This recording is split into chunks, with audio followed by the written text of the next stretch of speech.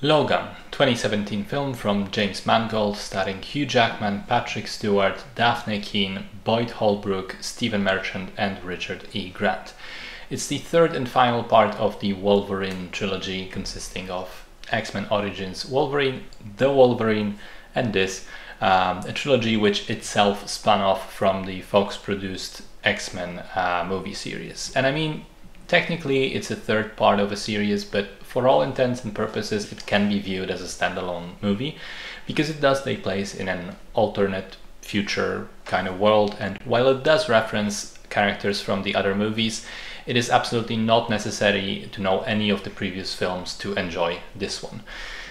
Interestingly, the movie was also meant to be a send-off to both Hugh Jackman and Patrick Stewart, saying goodbye to the roles of respectively Wolverine and Professor Charles Xavier.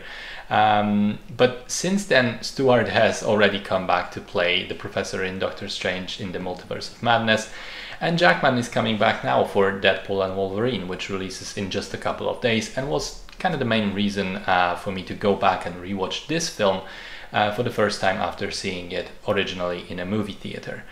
So the story takes place in 2029. Mutants are now functionally extinct. Logan is an older, rugged man.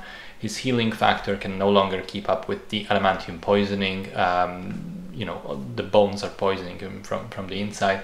He's taking care of an even older Professor X who has dementia, turning his brain into a massive danger for everybody around him. One day a Mexican lady comes asking for help. She wants Logan to escort her self-proclaimed daughter Laura to a safe place, outrunning the dangerous mercenaries that are on their trail.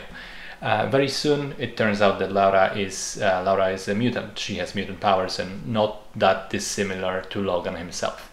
So when I first saw the film, I thought it was brilliant, and upon rewatch I still agree with that assessment. It remains one of the best superhero movies, and a lot of the reason why is that it isn't really trying to be a superhero movie.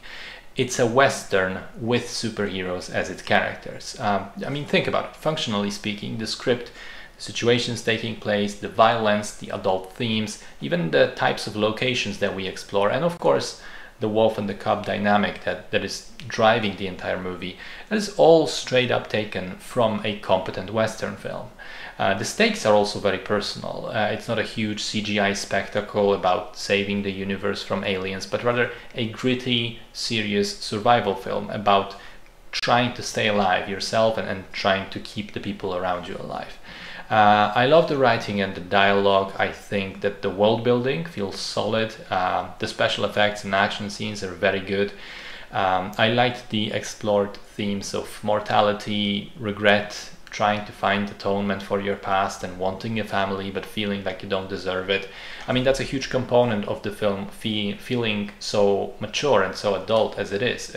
Of course, part of it is the ultra-violence and the swearing and whatnot, but I think it's more mature in its themes.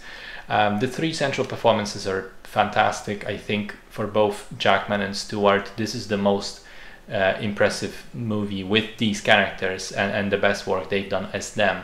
And Daphne Keane is a revelation. I mean, she's amazing as a newcomer, definitely one of the better child actor performances ever.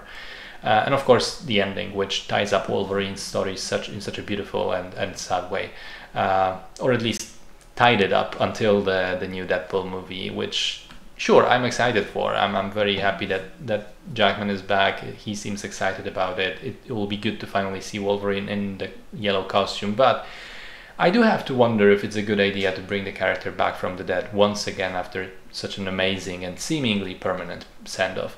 Whatever happens though, we'll always have Logan, which remains a terrific